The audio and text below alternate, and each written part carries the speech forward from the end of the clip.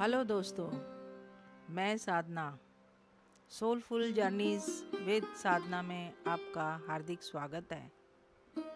हर साल जब दशहरे का पर्व आता है, चारों तरफ रावण दहन की तैयारी शुरू होती है।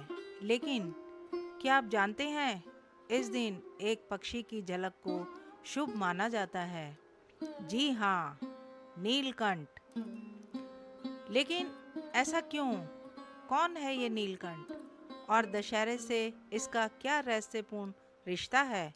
चलिए जानते हैं इस अनोखी कहानी को। नीलकंठ, जिसे इंग्लिश में इंडियन रोलर कहते हैं, भारत के सबसे सुंदर पक्षियों में से एक है। इसके पंखों का नीला रंग जैसे आसमान से उतरा हो। यह पक्षी पूरे भारत में पाया जाता है और खास बात यह है कि यह खेतों और खुले मैदानों में दिखता है, बिल्कुल दशहरे के आसपास। इसे शुभ संकेत माना गया और वही दिन था अश्विन शुक्ल दशमी यानी दशहरा। तब से यह परंपरा बन गई। दशहरे के दिन यदि नीलकंठ पक्षी दिख जाए तो यात्रा और काम में सफलता मिलती है। वैज्ञानिक भी मानते हैं कि दशहरे के आसपास यानी अक्टूबर में यह पक्षी ज़्यादा दिखाई देते हैं, क्योंकि ये माइग्रेट नहीं करते और इस मौसम में खुले मैदानों में अक्सर दिखाई देते हैं। तो दोस्तों, दशहरे का दिन है बड़ा खास। दशहरे का यह पावन अवसर जब अच्छाई बुराई पर विजय पाती है, और इस त्यौहार से जुड़ा है एक अद्भुत पक्षी जिसे देखने का मौका मिले तो जिंदगी की किस्मत बन जाती है। जी हाँ, बात हो रही है इसी नीलकंठ पक्षी की, जो भगवान शिव का दिव्य संदेशवाहक और विजय का प्रतीक है। माना जाता है कि भगवान राम ने रावण से लड़ाई से पहले जो आशीर्वाद मांगा, उसके बीच उन्होंने नीलकंठ पक्षी के दर्शन किए।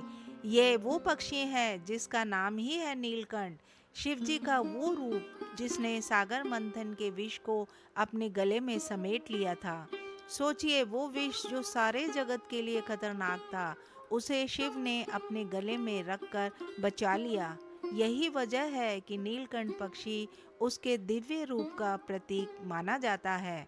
दशहरे के दिन जब आप नीलकंठ पक्षी को आसमान में उड़ता देखें तो समझिए भगवान शिव का आशीर्वाद आप तक पहुंचा है।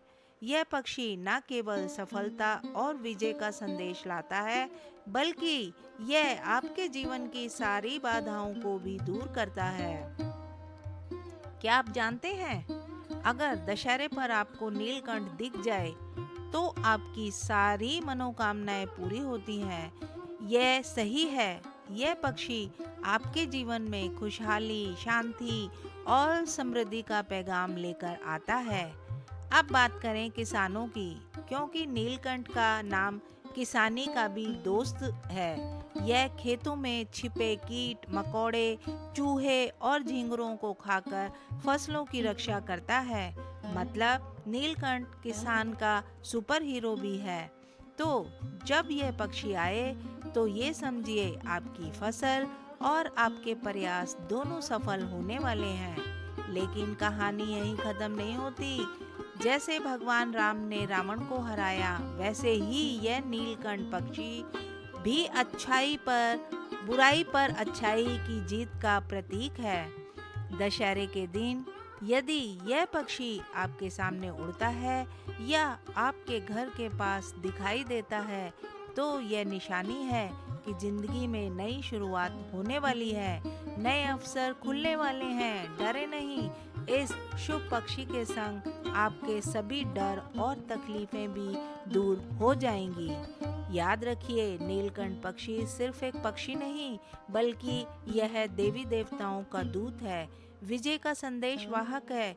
इस दशहरे पर जब आप नीलकंठ को देखें तो उसकी खूबसूरती से प्रेरणा लें, उसकी उड़ान से सीखें कि कैसे विपरीत परिस्थितियों के बावजूद विजयी हुआ जा सकता है। तो इस दशहरे नीलकंठ के दर्शन करें, मनाएं विजय का जश्न और अपने जीवन में खुशियां और सफलता लेकर आएं। जहाँ दिखे नीलकंठ वहाँ बसे शुभ संकेत। यदि ये जानकारी आपको अच्छी लगे तो इसे लाइक करें और ज़्यादा से ज़्यादा शेयर करें। और हाँ, इस तरह की इंफॉर्मेटिव वीडियो देखने के लिए मेरे चैनल सोलफुल जर्नीज विद साधना को भी अवश्य सब्सक्राइब करें। फिर मिलते हैं एक नई जर्नी के साथ। हर हर शंभू शंभू।